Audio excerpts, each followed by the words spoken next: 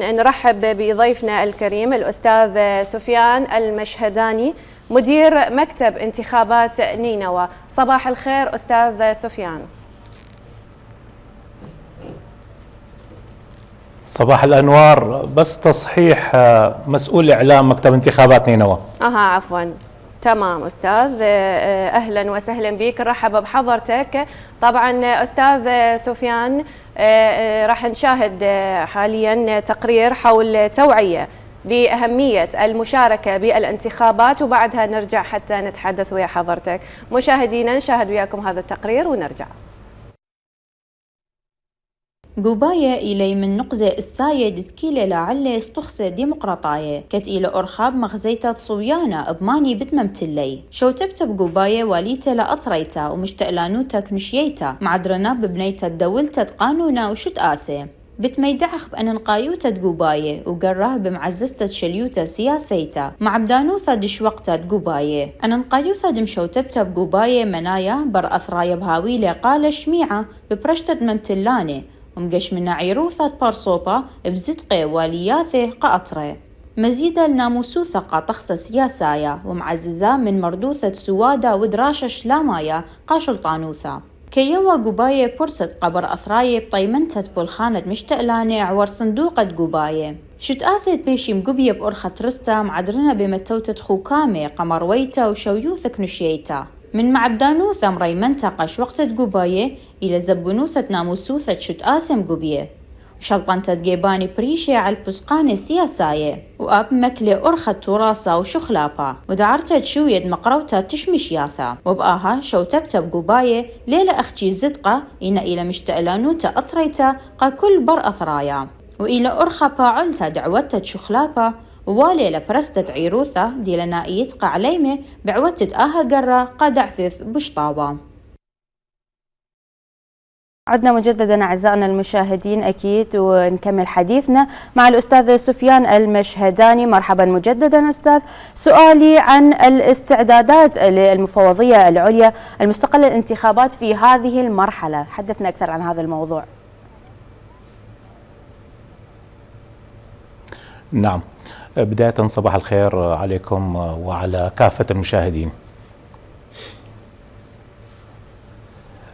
مع بدء تحديد موعد الانتخابات، المفوضية عدت جدول زمني لبدء عملية التحديد سجل الناخبين وتسجيل المرشحين والأحزاب وكل ما يتعلق بعملية الاقتراع في 11/11/25. نينوى حدثت أكثر من 300 ألف ناخب بجهود 200 فريق جوال عمل طيلة الأيام الأسبوع من الساعة 9 صباحا وحتى الساعة 5 عصرا وحتى أيام الجمعة والسبت. وهذا العدد حصلنا من خلاله على المركز الأول على مستوى العراق ومستوى المكاتب. بعد هذا حصلت الموافقة أو المصادقة على أسماء المرشحين،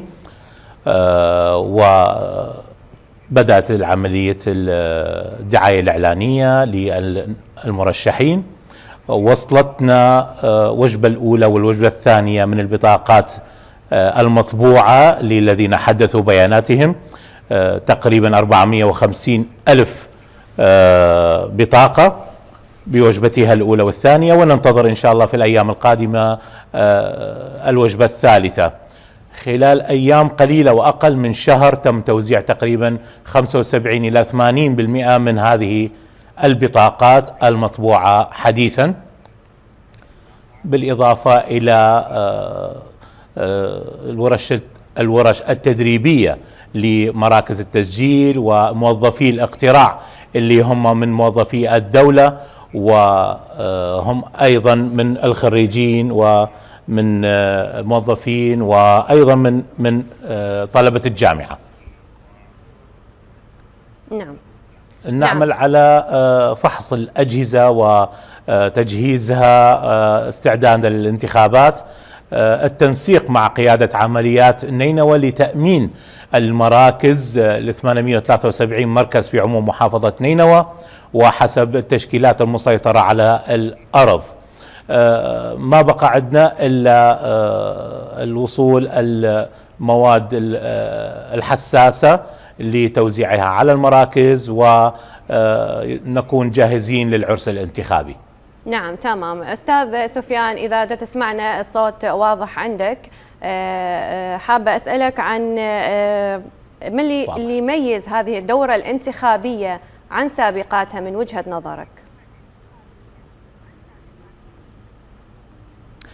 نعم، الاستعداد المبكر للمفوضية هذا يعني عمل جيد، لأن دائما في كل انتخابات هناك وقت قليل جدا لعمل المفوضية بسبب القانون، بسبب عدم وصول القانون بالشكل السريع، يعني هذا كل الأمور. ولكن اليوم المفوضية عملت بشكل مبكر، وهذا دليل حتى بأيام تحديث سجل الناخبين تقريبا الفترة كانت 85 يوم، بعكس السنوات السابقة اللي كانت شهر أو 40 يوم فقط لعملية التحديث. فترات تسجيل المرشحين وتسجيل الأحزاب أخذت أيضا فترة طويلة. هذا كله الوقت اللي كان متاح لنا والتحضيرات الكبيرة من أجل نجاح انتخابات البرلمان العراقي 2025.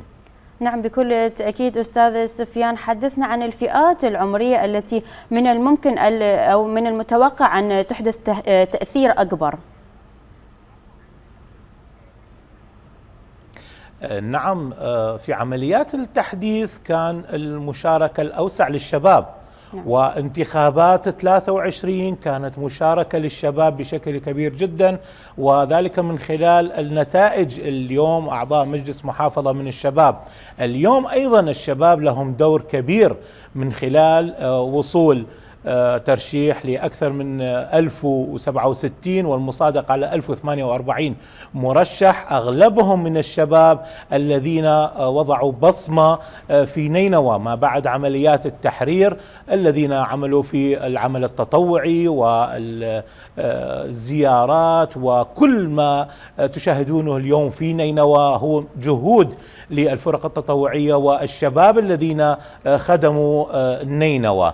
اليوم المشاركة الأكبر ستكون من الشباب والنساء، يعني اليوم سجلنا أكبر عدد من النساء في عملية الترشيح عكس السنوات السابقة. اليوم وصل عندنا العدد أكثر من 280 من العنصر النسوي قدم نفسه كمرشحين، يمثلون 36 قائمة في عموم محافظة نينوى. هذا دليل على أنه هناك مشاركة أوسع من النساء وأيضا من الشباب. طيب أستاذ سفيان، ماذا عن نسب المشاركة بالانتخابات؟ هل هناك مؤشرات على ارتفاعها أم انخفاضها برأيك؟ نعم، احنا قبل ما ندخل بالنسبة احنا لدينا عزوف للمشاركة، عزوف عن التحديث. هناك فئة ليس لديها الثقة بالعملية السياسية، ليس للمفوضية علاقة بها. المفوضية دائما تطلق رسائل اطمئنان للناخب ومشاركته، ولكن عدم الثقة بالعمل السياسي يجعلنا أنه 30 إلى 35 لا يشاركون. ولكن نأتي من جانب آخر في انتخابات 21، وكانت أنجح انتخابات ما بعد 2003، سجلنا 48% من مشاركة الناخبين، ولكن في 23 زادت هذه النسبة وصلت إلى 53 بمشاركة الناخبين. وهذا دليل على أنه الوعي لدى الناخبين أكثر. نتوقع من خلال المصادقة على 1048 مرشح لديهم جمهور كبير ترفع نسبة المشاركة في هذه الانتخابات، ولكن يبقى قناعة الناخب بالمرشحين. نعم أستاذ سفيان، حدثنا عن الآليات الواضحة التي من الممكن أن تضمن نزاهة العملية الانتخابية والتي في دورها تعزز هذه الثقة بين المواطن والعملية الانتخابية. نعم، راح أوصلش دليل أنه نزاهة الانتخابات ورسائل الاطمئنان التي تبعثها المفوضية ما بعد 2003 وأول عملية انتخابات حصلت بال 2005.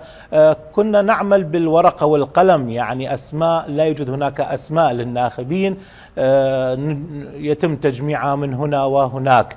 اليوم وبعد أو قبل دخول داعش يعني أتمتت الأسماء والحوكمة اللي دخلت على المفوضية، وما بعد عمليات التحرير، دخول الأجهزة المتطورة، البطاقة البيومترية، أجهزة التحقق، كل استخدام الكاميرا، هذا دليل على أنه الانتخابات لا يوجد فيها أي عمليات تزوير أو أي عمليات تلاعب. بطاقة الناخب التي تطبع بتقنية عالية وبوسائل أمنية عالية، والورقة الاقتراع التي لا يمكن التلاعب بها ولا يمكن تزويرها، بطاقة الناخب لا يمكن استخدامها من قبل شخص آخر لأنه معتمدة على البصمة ومعتمدة على الصورة، ويكون هناك تطابق ثلاثي ما بين الناخب والبطاقة وجهاز التحقق. هذه كلها أمان لمشاركة للناخبين وبدون أن يشكك بعمل المفوضية وبنزاهة الانتخابات. طيب أستاذ سفيان، هل ترى أن هناك تطور واضح من قبل المرشحين بالنسبة للدعايات الانتخابية؟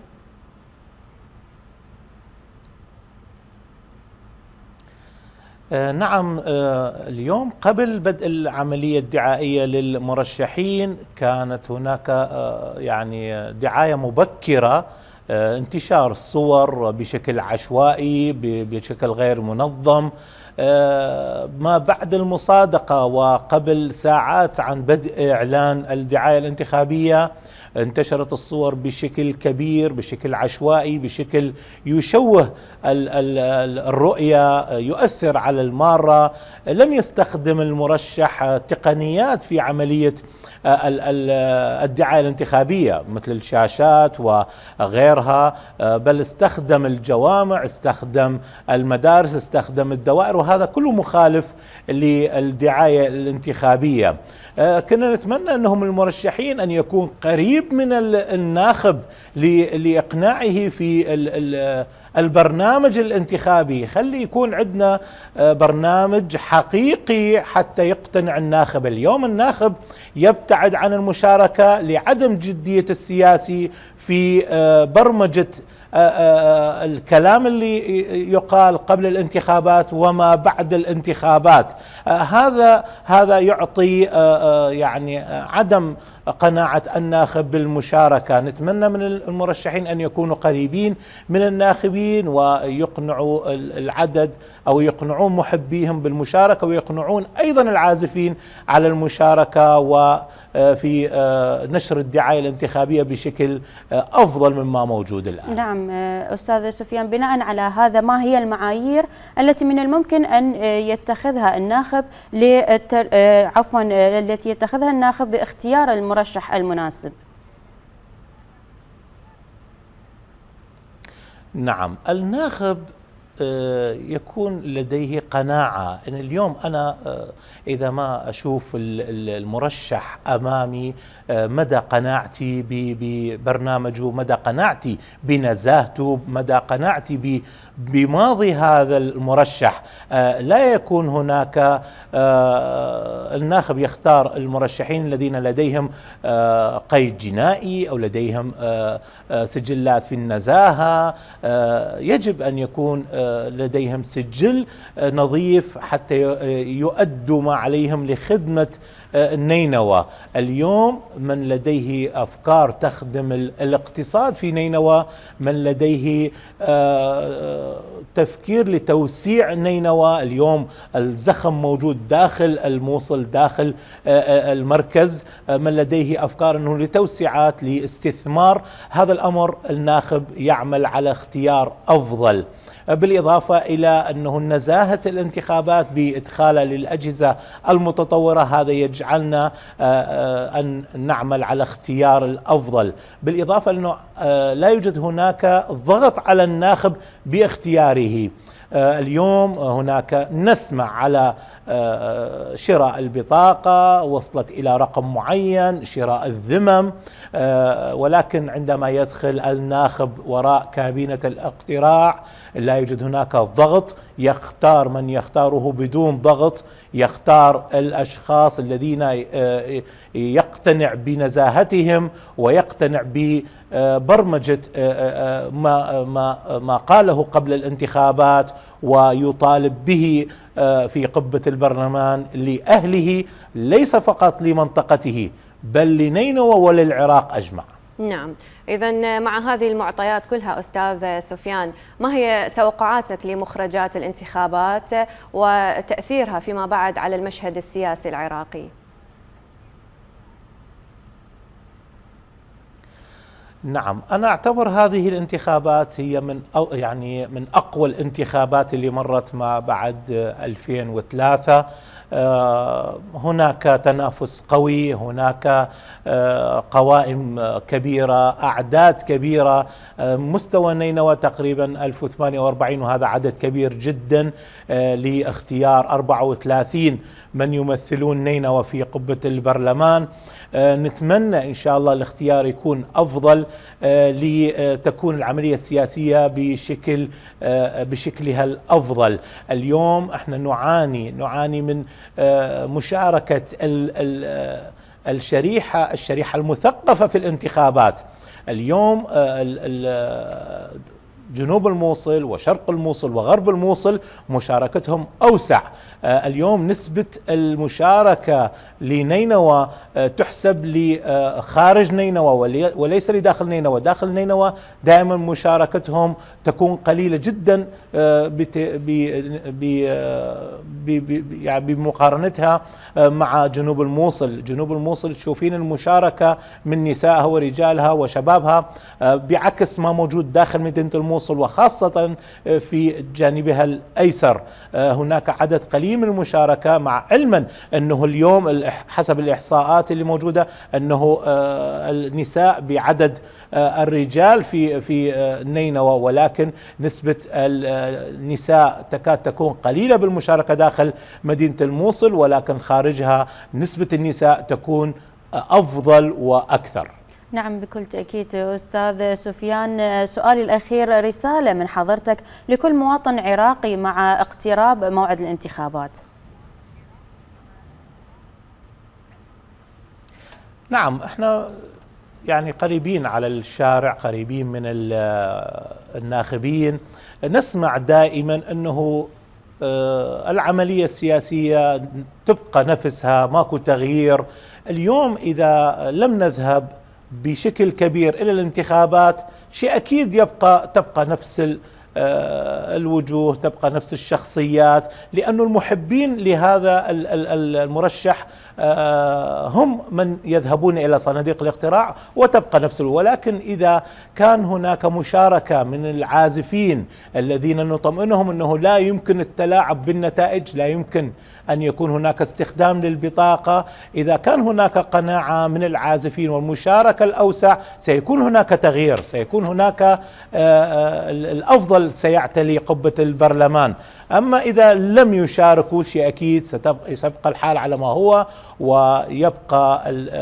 تبقى قلة الخدمات وقلة الاقتصاد وقلة الأموال التي تأتي إلى نينوى. اليوم نينوى فيها 4 ملايين ونصف أو أكثر من هذا العدد، ولكن القيمة المادية أو الموازنة التي تأتي ليست على هذا العدد. نتمنى من الناخبين المشاركة والإدلاء بأصواتهم وبمحض إرادتهم أن يعملوا على اختيار الأفضل من يختارونه لتمثيل نينوى، الذين لا يعمل لقضاء أو ناحية بل يعمل لنينوى بالجملة ويعمل للعراق بشكل عام ونينوى بشكل خاص. نتمنى المشاركة الأوسع، أن يكون هناك وعي وثقافة للناخب للذين يمتلكون البطاقة. اليوم في نينوى لدينا أكثر من 2 مليون من يمتلكون البطاقة البيومترية، عدد لا بأس به بالمشاركة في نسبة معينة، ولكن عند المشاركة تكون أقل من هذا العدد. هذه المعطيات إن شاء الله نشاهدها في العرس الانتخابي إن شاء الله من خلال المشاركة أكثر من النسب السابقة اللي شاهدناها طيلة عمليات الاقتراع. نعم إن شاء الله. إذن أستاذ سفيان المشهداني، شكرا جزيلا لحضرتك، لوجودك ويانا ضيف كريم. نعم شكرا جزيلا.